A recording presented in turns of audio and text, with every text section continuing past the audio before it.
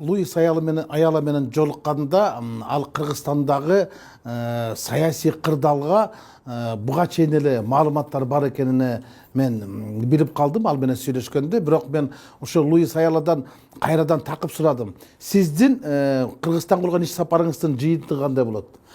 Кандай чечимдер болушу мүмкүн, кандай кырдаал жарата, сиздин бизге берген жардамыңызды биз кантип билесек, эми ал киши өзү саясий туткунду болгон киши. Дүйнөдөгү эң атактуу диктатор Пиночеттин куугунтугунда болуп, бир эмес эки жолу түрмөгө түшкөн киши. Ал кайсы жерде саясий куугунтук бар, кандай саясий куугунтук бар экен бизден дагы жакшы билерин мен сезип турдум да. Ал менен болгон сүйлөшүүдө ал ачык эле айтты, ушу Кыргызстанда болуп жаткан кырдаалдарды анан кийин биз тизмектеп бергенден кийин, ушу менин партиялаштарым ошолордун баардыгы айтып бергенден кийин кырдаалды толугу менен түшүндү. Көп нерселерге таң калуу менен кылды.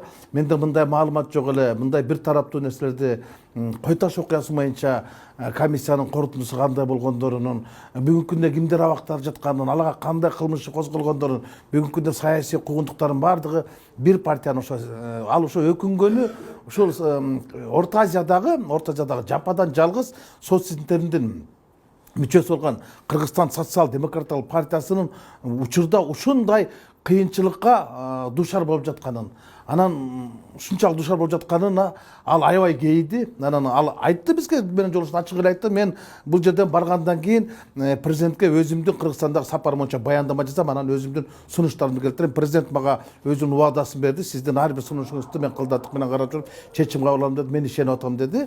Негизинен мен ойлойм, ал Кыргызстандагы кырдаалды буга чейин укса, андан кийин өз көзү менен да көрүп, өз кулагы менен да угуп кетти. Кыргызстандагы кырдаалдын кыйын болуп турганын, учурдагы куугунтуктардын курч экенин ал сезди жана мен анын бир тиешелүү чечимдерди кабыл алам. Мен биринчиден Луис Аяла бул өзү Социнтердин генеральный секретары.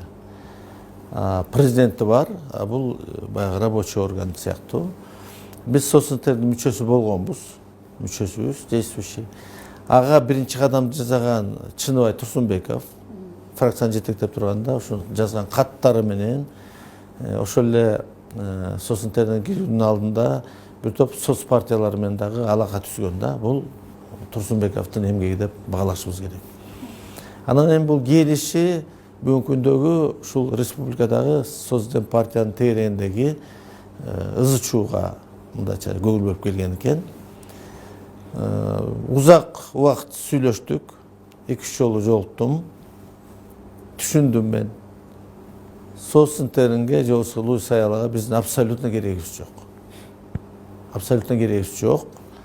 Биздин жасаган менин коллегаларымдын шоусу бул уят нерсе. Муну менен биз эмнени көрсөттүк? Өзүбүздүн саясий маданияттуулугубузду көрсөттүк. Ички проблеманын баардыгы бул биздин проблема. Да, партиянын ичинде проблема бар. Эки бөлүндү, жарылды. Бирок анын себебин биз таттакай көрүп атабыз. Күнөө кимде, эмне үчүн? Анан кийин эми бирөө жактайт, бирөө мактайт, бирөө ошондон пиар кылып атат. А мен айтат элем, мен ичим ооруп атат мисалы үчүн Соцдем партия үчүн. Себеби мына бүгүнкү жанагы мени сындап аткан жаш балдар, булар эми мындайча айтканда эне сүтү оозунан кете элек балдар мени сындаш үчүн. Биз 25 жылдан бери келатабыз бул партия менен. Эң кыйын мезгилде баштан өткөздүк. Анан мен эч кимди саткан эмесмин эч убакта. Мени сатып кеткен ошол мисалы үчүн Атамбаев болгон. Ушул түз жерден иш козгоп, бул бир. Партиядан чыгарган Атамбаев болчу мени. Мен Соцдем партия менен ошол партиянын тизмеси менен келдим. Бирок мен буга чейин 3 жолу бир мандаттуу округтан депутат болуп шайланып келгем. Ошон үчүн партиянын аброюн, өзүмдүн принциптеримди дайым сактап келгем. Бул мен үчүн эң ыйык нерсе. Себеби бул баштан өткөн бир топ кыйынчылыктар. Анан бүгүн бирөөнү баягы жакташ үчүн, коргоо үчүн бөлөктөрдү жамандабаш керек. Бул партиянын тагдыры менен отдельно жанагындай кылмыш кылган адамдардын тагдыры эки бөлөк. Ошон үчүн Аяла мен толук маалымат бердим. Ал айтты.